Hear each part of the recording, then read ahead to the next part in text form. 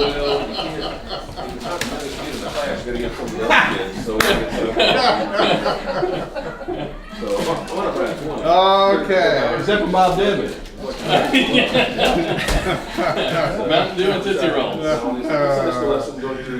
Oh, yes, one of my famous gaps. I don't know that it was a gap. I thought it was pretty calculated. I was afraid. Well, I don't know if I can tell it quite like, say Bobby or say Rob. We all have a perspective on it, but Kevin was the one who carried this off, so. We were there. We were witnesses. Well, you know, the funny thing is that the scout, no, I won't tell that part, but I'm just trying to figure out how to get the background of this situation. So there was something of a dispute between Wilson County and Mount Juliet. The Wilson County planner had written a letter to the state of Tennessee. And what was it? I refreshed my mind on the details. Oh, he basically said we didn't know what we were doing. We didn't have the ability to do planning, and we shouldn't be given 1 square inch more to have jurisdiction over. No property tax. It was very derogatory. I forget the details of what it was about. It was a letter from Wilson County to the state of Tennessee saying Mount Juliet doesn't know what they're doing, and and they're not capable of being responsible with this decision.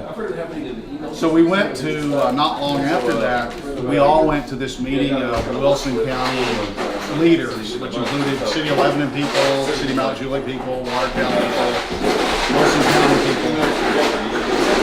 And everybody talked about how we all need to work together. Bob Denton, who was the county mayor, was talking about how we all need to work together.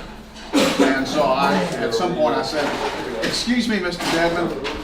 I said, "But there's a bit of a turd in the punch bowl here," is the phrase that I used. And I said, you know, it's one thing to talk about all working together and being loving and everything, but what about this letter that was written to the state talking about how Mount Juliet can't tie its own shoes? I said, you know, the hypocrisy here really, you know, is appalling. So. And Bobby and I, it was at Shoney's in Lebanon. And Bobby and I are over in the corner just dying. And Don Fox, I was sitting beside him. Don Fox was slow. He was just busted trying. No, he was about to lose it. He was about to laugh so hard. Come on in. But the reason that came about because Bob Dedman, with some sense of humor, put a punch bowl on his office desk the next day and put a Baby Ruth and poured it full of Mountain Dew. I think everybody took it in good stride, but I don't think Bob Dedman's wife took it in good stride. Everybody except Faye. Faye's still not over it. She still doesn't like it. Bob and I get along fine. But I don't know what prompted me to say that. It probably wasn't the right thing to say. Just blurted it out. It was just the hypocrisy of this letter. It was still in the mail. I mean, it was still on the way to the state. We had just gotten a copy, what, that morning or the day before? Yeah. We're down in this love fest. We all need to work together. What's good for one's good for the other. And I'm going, excuse me, what's this? And they never worked together. Just remember, Lebanon never paid a dime for the interchange. Wilson County never paid a dime for the interchange. Nobody did that. Yeah. Did anybody? Yeah.